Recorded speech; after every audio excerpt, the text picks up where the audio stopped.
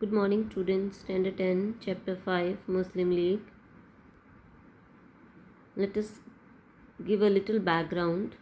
The growth of communalism. Hindus and Muslims lived together in India for the centuries. They had a common way of living. They have a common way of living.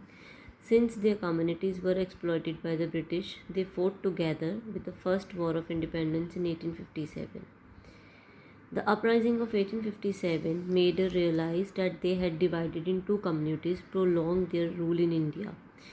Britishers were afraid the unity of the Hindus and Muslims, and they decided to spread the policy of divide and rule to lead the rise of communalism trend to the formation of the Muslim League in 1906. Factors leading for the formation of Muslim League. First is the loss of sovereignty of the Mughal rulers. Second, the British policy of divide and rule. Third, relatively backwardness of the Muslim community education industry. Fourth, the role of Sir Syed Ahmad Khan. Fifth, the erroneous interpretation of the history. Sixth, the rise of assertive nationalism. And the seventh, economic backwardness. Let us start with the loss of sovereignty. Sovereignty means supreme power or a authority to govern itself. British established their supremacy to dethroning the Mughal emperors who were the followers of Islam. They sowed the seed of dissension between the two communities, Hindus and Muslims. They decided to spread divide and rule and let them to be so different with each other. British government consciously discriminate against the Muslims in holding them upon responsible for the rising of 1857. Then point number 2, British divide and rule policy.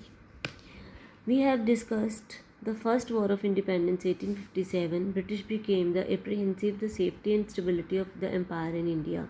They saw that the unity of Hindus and Muslims as a threat to them.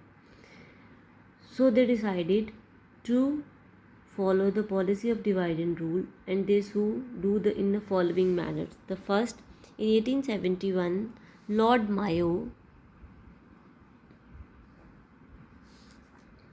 government adopted the resolution made the Urdu medium of instruction in primary and the secondary school. The government aid to the educational institutions run by the Muslims. Second, they hated among the Hindus and Muslims by portraying that the Muslim rulers are plunderers and the Hindu rulers as a cruel to their Muslim subject. Plunders means loot माट करने वाले, and cruel you already know कि they बहुत निर्दयी थे. Third one, the special communal hatred through the press, posters, literature and the public platform.